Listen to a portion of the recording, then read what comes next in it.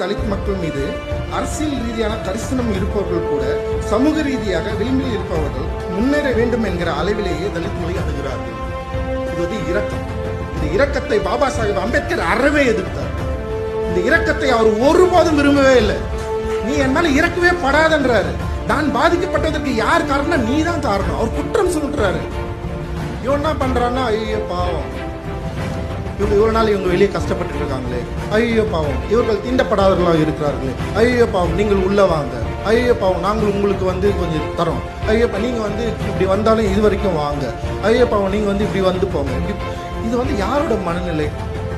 இந்த மனநிலையை நம்ம என்ன பண்றோம்னா, இதை வந்து பொது மையத்தில் வரப்போ இது ஒரு புரட்சிகர மனப்பான்மையா மாறுது. இது புரட்சிகர மனப்பான்மையே கிடையாது. இது ஒரு இரக்க மனப்பான்மை. இது இந்த புரட்சிகர மனப்பான்மைனா என்ன இருக்குன்னா, முதல்ல இந்த நிலத்தை வந்து நீங்க உடைச்சிருக்கணும். ஊரு காலனின்ற அமைப்பை உடைச்சி ஒன்னா மாத்திருக்கணும்.